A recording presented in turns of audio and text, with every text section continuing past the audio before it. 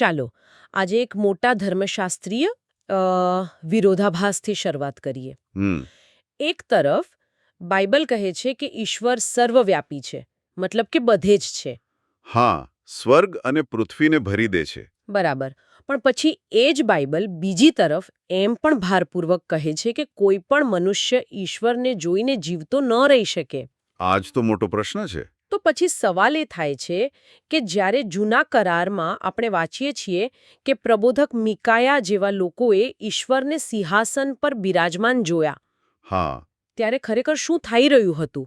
શું તેઓ ખરેખર ઈશ્વરને જોઈ રહ્યા હતા? અને જો હા, તો જીવતા કેમ રહ્યા? એ જ તો. અને જો ના, તો પછી તેઓ કોને જોઈ રહ્યા હતા? આજની આપણી ચર્ચા આ જ રહસ્યને ઉકેલવાના એક પ્રયાસ પર છે. આપણે એક પછી એક બધી શક્યતાઓ તપાસીશું. એકદમ સાચી શરૂઆત છે. જો આખી ચર્ચાનો પાયો જ એ છે કે એક તરફ અનંત અને સંપૂર્ણ પવિત્ર ઈશ્વર છે અને બીજી તરફ છે આપણી અમર્યાદિત અપૂર્ણ સૃષ્ટિ. એમની વચ્ચેનો સંબંધ કેવો હોઈ શકે? સ્ત્રોત સ્પષ્ટ કરે છે કે બધું જ ઈશ્વરમાં છે. પણ અહીં મુખ્ય પ્રશ્ન હાજરીનો નથી, પણ પ્રગટીકરણનો છે. પ્રગટીકરણ એટલે કે ઈશ્વર પોતાની જાતને પોતાની સૃષ્ટિ સામે કેવી રીતે પ્રગટ કરે છે, ક્યારે કરે છે? આ પ્રગટીકરણના સ્વરૂપ પર જ બધી દલીલો ટટેલી છે. બરાબર. તો ચાલો પહેલી શક્યતાથી શરૂ કરીએ. સૌથી પહેલો વિચાર તો એ જ આવે કે પ્રબોધકે જે સિંહાસન જોયું, હા, તેના પર ઈશ્વર પિતા અને ઈશ્વર પુત્ર બંને ભૌતિક રીતે હાજર હતા. શું આ શક્ય છે? હા, તાર્કિક રીતે તો કોઈ પણ પહેલા આ જ વિચારશે. પણ આપણો જે સ્ત્રોત છે એ તરત જ આ વિચાર પર એક મોટો પ્રશ્નાર્થ મૂકી દે છે. અને એનું કારણ પેલી નિર્ગમન પુસ્તકની કલમ છે, ખરું ને? બિલકુલ. નિર્ગમન 33:20, જ્યાં ઈશ્વર ખુદ મૂસાને કહે છે, તું મારું મુખ જોઈ શકશે નહીં, કેમ કે કોઈ માણસ મને જોઈને જીવતો રહી શકતો નથી. બરાબર. આને એક ભૌતિક નિયમ જેવું સમજો. જેમ તમે સૂર્યની એકદમ નજીક જાઓ તો બળીને રાખ થઈ જાઓ. એમાં સૂર્યનો વાંક નથી, એ તો એની પ્રકૃતિ છે. એ જ રીતે ઈશ્વર એટલા શુદ્ધ, પવિત્ર અને શક્તિશાળી છે કે પાપ કરવાની સંભાવનાવાળો કોઈ પણ જીવ એમની સીધી હાજરીમાં ટકી જ ન શકે. એનો નાશ થઈ જાય. એટલે જો પિતા અને પુત્ર બંને ત્યાં હાજર હોત, તો મિકાયા કે બીજા સ્વર્ગદૂતો પણ આખી સભા, જે સંપૂર્ણપણે પાપમુક્ત નથી, તે નાશ પામી હોત. આ તો પોતાની જ સૃષ્ટિનો નાશ કરવા જેવું થયું. તમે મુદ્દા પર પહોંચી ગયા. સ્ત્રોત એ જ દલીલ કરે છે. જ્યાં સુધી મુક્તિની યોજના પૂર્ણ ન થાય, પાપની સમસ્યાનો કાયમી ઉકેલ ન આવે, ત્યાં સુધી ઈશ્વરે પોતાની સૃષ્ટિના રક્ષણ માટે જ પોતાને છુપાવ્યા હશે. મતલબ કે આ છુપાવવું એ ઉદાસીનતા નથી, પણ કરુણા છે. ચોક્કસ. એટલે આ પહેલો વિકલ્પ કે પિતા અને પુત્ર બંને ત્યાં હતા, એ ટકી શકતો નથી. ભલે, તો પહેલી થિયરી તો રદ થઈ. હવે બીજી શક્યતા. શું એવું હોય કે ત્યાં ફક્ત પિતા જ સિંહાસન પર હતા? સારો પ્રશ્ન છે. પણ જો આપણે મૂળભૂત તર્કને પકડી રાખીએ તો આ વિકલ્પ પણ એ જ સમસ્યામાં ફસાય છે. કઈ રીતે? જો સમસ્યા પુત્રની હાજરી કે ગેરહાજરીની છે જ નહીં. સમસ્યા તો ઈશ્વરના મૂળભૂત સ્વરૂપના સીધા પ્રગટીકરણની છે. એટલે તમે એમ કહેવા માંગો છો કે પિતાનું તેજ પણ એટલું જ અસહ્ય છે? બરાબર. ધર્મશાસ્ત્ર મુજબ પિતા અને પુત્રનું તત્વ તો એક જ છે.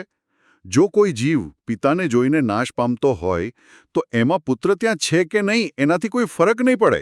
પેલો નિર્ગમનનો નિયમ તો હજુ પણ લાગુ પડશે જ. હા, એવું માનવું અતાર્કિક છે કે જીવો પિતાને જોઈ શકે પણ પુત્રને નહીં. એટલે આ બીજો વિકલ્પ પણ આપણને કોઈ ઉકેલ નથી આપતો. સારું, તો પ્રથમ બે વિકલ્પો તો ગયા. હવે ત્રીજો વિકલ્પ. અને અહીંથી વાત ખરેખર રસપ્રદ બને છે. હા, કારણ કે ઘણા લોકો આ માને છે. શું એવું બની શકે કે સિંહાસન પર ફક્ત પુત્ર જ હતા? પિતા અદ્રશ્ય રહ્યા અને પુત્રએ એમનું પ્રતિનિધિત્વ કર્યું? હા, આ એક ખૂબ પ્રચલિત મત છે, પણ આપણો સ્ત્રોત અહીં પણ બે મોટા વાંધા ઉઠાવે છે. પહેલો વાંધો તો એ જ જૂનો છે કે જો પુત્ર પણ સંપૂર્ણપણે ઈશ્વર છે, તો તેમને જોવાથી પણ જીવો નાશ પામવા જોઈએ. નિર્ગમનનો નિયમ તો અહીં પણ લાગુ પડે જ. પર એક મિનિટ, અહીં બીજો અને વધુ ઊંડો વાંધો પણ છે, ખરું ને? એકદમ સાચું. અને આ મુદ્દો ખૂબ જ મહત્વનો છે. એ તેમના પૃથ્વી પર આવવાના હેતુ સાથે જોડાયેલો છે. બરાબર. બાઇબલ સ્પષ્ટ કહે છે કે પુત્ર અહીં શા માટે આવ્યા. લૂકની સુવાર્તામાં પેલી દ્રાક્ષાવાળીના દીકરાની વાર્તા છે, જે વારસો મેળવવા આવે છે. અને માથ્યુ 28:18 તો ઈશુ પોતે કહે છે. હા, પુનરુત્થાન પછી સ્વર્ગમાં તથા પૃથ્વી પર સર્વ અધિકાર મને આપવામાં આવ્યો છે. આ શબ્દ મહત્વનો છે, આપવામાં આવ્યો છે. મતલબ કે એ અધિકાર તેમની પાસે એ સ્વરૂપમાં પહેલા નહોતો. એ જ તો.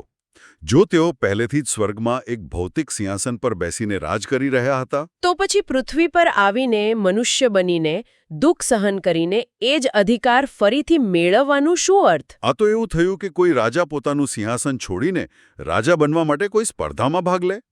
બરાબર. તમે જે વિરોધાભાસ પકડ્યો છે તે જ સ્ત્રોત પણ દર્શાવે છે.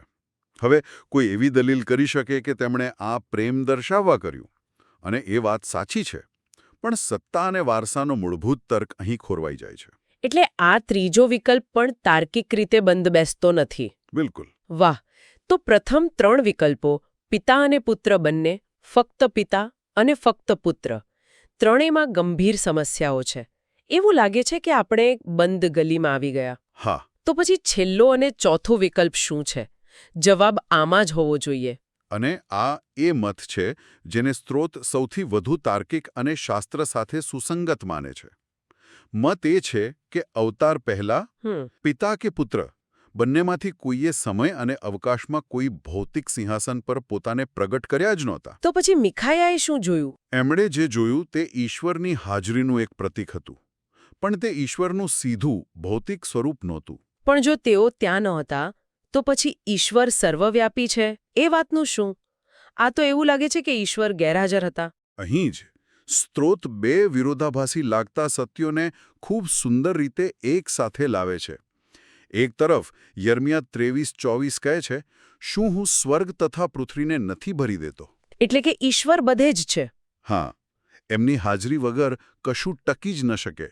પણ બીજી તરફ યશાયા 45:15 પ્રબોધક કહે છે, ખરેખર તમે પોતાને છુપાવનાર ઈશ્વર છો. તો તેઓ હાજર પણ છે અને છુપાયેલા પણ છે. આ કેવી રીતે શક્ય છે? આને આ રીતે વિચારો. એક પરમાણુ રિએક્ટર, એમાં અપાર ઊર્જા છે, પણ એ જાડી દિવાલો પાછળ સુરક્ષિત રીતે છુપાયેલી છે. જો એ ઊર્જા સીધી બહાર આવે તો વિનાશ સર્જે. બરાબર. ઈશ્વરનું છુપાયેલું રહેવું એ એમની ગેરહાજરી નથી, પણ આપણી સુરક્ષા માટેનું એક સક્રિય કાર્ય છે. તેઓ હાજર છે, બ્રહ્માંડને ટકાવી રહ્યા છે, પણ તેમનું શુદ્ધ સ્વરૂપ એક પડદા પાછળ છે. તો પછી જૂના કરારમાં જ્યારે લોકો કહેતા હતા કે મેં ઈશ્વરને જોયા, જેમ કે માનવાના કિસ્સામાં, હા, ન્યાયાધીશોના પુસ્તકમાં, ત્યારે તેઓ શું જોઈ રહ્યા હતા? સ્ત્રોત ત્યાં સ્પષ્ટ દલીલ કરે છે. ન્યાયાધીશો 13.21માં લખ્યું છે કે જ્યારે દેવદૂત અગ્નિમાં અદૃશ્ય થઈ ગયો ત્યારે મનોઆને સમજાયું કે તે યહોવાનો દૂત હતો. ઓહ, ખુદ યહોવા નહીં પણ યહોવાનો દૂત. બરાબર. તેણે ઈશ્વરના નામે તેમના અધિકારથી આવેલા એક પ્રતિનિધિને જોયો હતો. ખુદ ઈશ્વરને નહીં. એ દેવદૂત ઈશ્વર હતો નહીં, પણ તે ઈશ્વર તરફથી હતો. આ ખૂબ મહત્વનો ભેદ છે. તો આ આખી પરિસ્થિતિ ક્યારે બદલાય? આ પડદો ક્યારે હટ્યો? એ ઐતિહાસિક ક્ષણે જ્યારે પુત્ર પોતે એક જીવ બન્યા, જેને આપણે અવતાર કહીએ છીએ. ઇમ્માન્યુએલ, ઈશ્વર આપણી સાથે. બરાબર.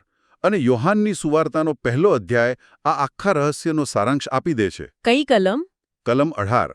ઈશ્વરને કોઈએ કદી જોયા નથી, પણ એકમાત્ર પુત્ર જે પિતાની ગોદમાં છે તેમણે તેમને પ્રગટ કર્યા છે. વાહ!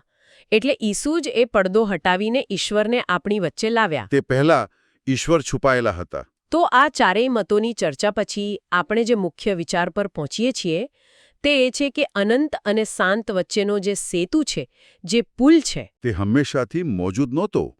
તે ઇતિહાસમાં એક ચોક્કસ સમય બાંધવામાં આવ્યો. બરાબર. કેન્દ્રીય દલીલ એ જ છે. અનંત ઈશ્વર અને મર્યાદિત સૃષ્ટિ વચ્ચે સીધો સંપર્ક શક્ય નહોતો. એ સૃષ્ટિ માટે જ વિનાશક હોત. એટલે અવતાર પુત્રનું મનુષ્ય બનવું એ એકમાત્ર સેતુ છે. તે એક એવા ટ્રાન્સફોર્મર જેવું છે જે હાઈ વોલ્ટેજ પાવરને આપણા ઘરોમાં વાપરી શકાય તેવા સુરક્ષિત વોલ્ટેજમાં ફેરવે છે. ખૂબ જ સરસ ઉપમા છે. પુત્રએ ઈશ્વરની અનંત શક્તિને એવા સ્વરૂપમાં લાવી જે મનુષ્ય સમજી શકે અને અનુભવી શકે. અને છતાં જીવિત રહી શકે. હા, આદમ બનીને, મૃત્યુ પામીને અને પુનરુત્થાન પામીને. તેઓ જ પિતાને પ્રગટ કરે છે. તે પહેલા ઈશ્વર છુપાયેલા હતા. સ્ત્રોતમાં સુલેમાનના મંદિરનું ઉદાહરણ પણ છે. એ આ વિચારને કેવી રીતે મજબૂત કરે છે? એક શક્તિશાળી ઉદાહરણ છે.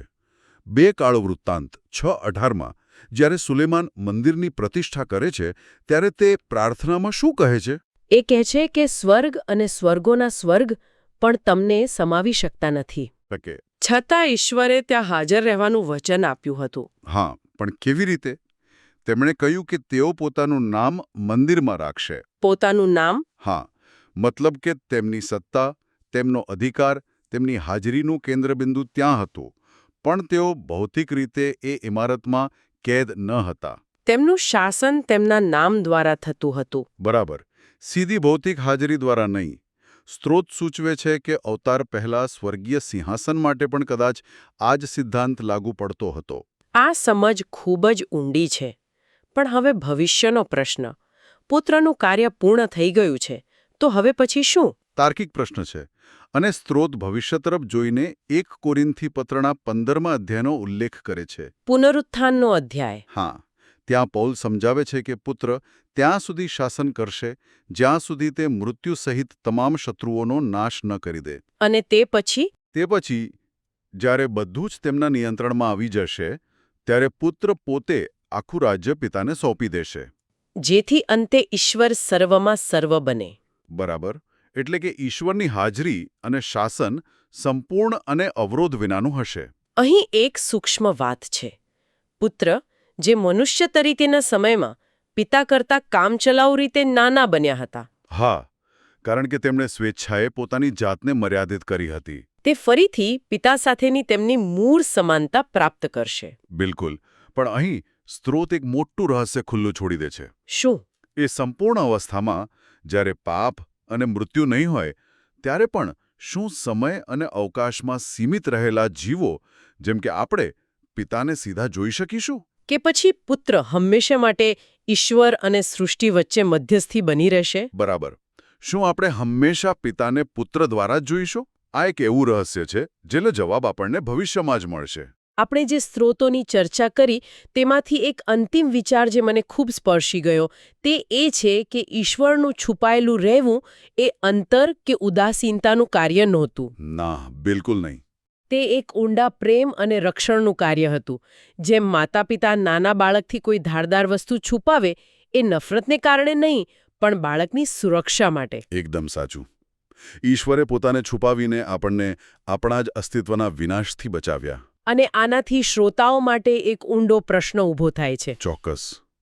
જેના પર તેમને વિચાર કરવો જોઈએ. કે જો નિરપેક્ષ સત્ય સાથેનો સીધો સામનો આપણને નષ્ટ કરી શકે તો પછી આપણી આ મર્યાદિત વાસ્તવિકતામાં ઈશ્વરને જાણવા કે જોવાનો ખરો અર્થ શું છે? કદાચ આ આખી ચર્ચા આપણને એ શીખવે છે કે ઈશ્વરનું સાચું દર્શન આંખોથી થતી ભૌતિક ક્રિયા નથી. કદાચ એ વિશ્વાસ, સંબંધ અને પ્રેમથી થતો આત્મિક અનુભવ છે.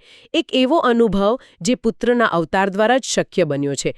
કદાચ ઈશ્વરને જોવાનો અર્થ તેમને ભૌતિક રીતે નિહાળવાનો નથી પણ તેમના ચરિત્રને સમજવાનો અને તેમના જેવા બનવાનો છે. અને એ સફર આંખોથી નહીં પણ હૃદયથી શરૂ થાય છે.